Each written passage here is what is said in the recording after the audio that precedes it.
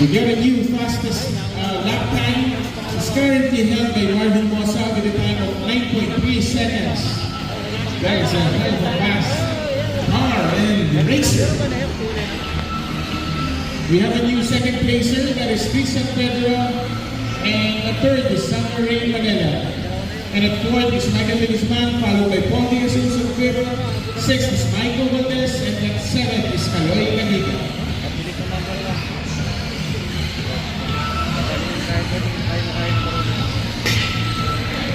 3 minutes left. 2 minutes and 50 seconds remaining.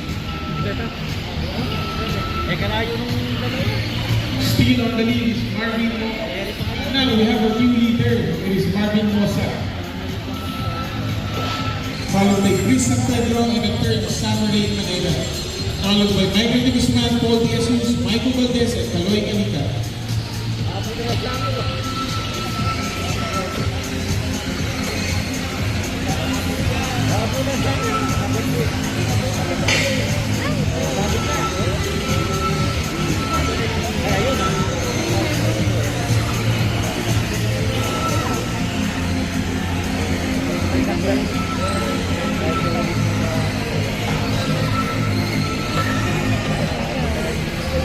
Two minutes remaining. Racers still in first place or first position is Marvin Mosa, followed by Chris San Pedro, and the third is Summer Rain Manila.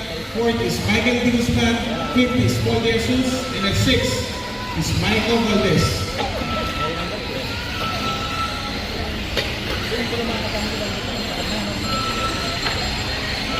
Marvin Mosa is at first, that small Lotus-looking car with that neon green wheels. And Chris San Pedro is at second, the Toyota Yaris with a Philippine-inspired flag livery. And the third is Summer Rain Manila, one of our lady young drivers, and that's yellow Suzuki Swift.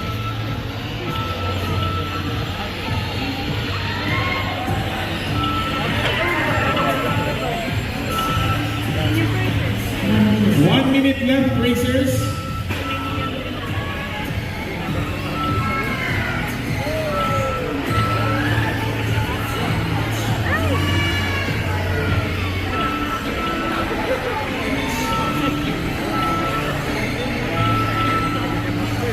Forty seconds left. Still on the lead is Marvin Mosa, followed by Chris San Pedro, and the third is Summer Rain Manila, followed by Paul, Michael, and Michael.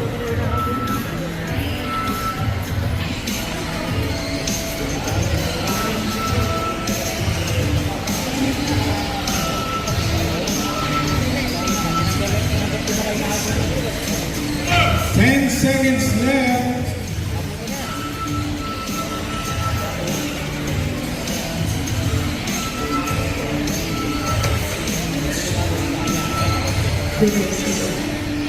Race is over for Marvin Mosa, Chris San Pedro, Michael Valdez, Summer Rain Manila, Paul De Jesus, and Michael De Guzman. Race is over for M Chassis Pro 18 first hit.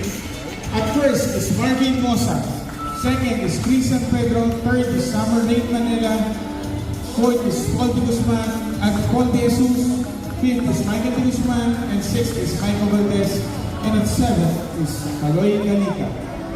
That is M Chassis Pro 18 first hit.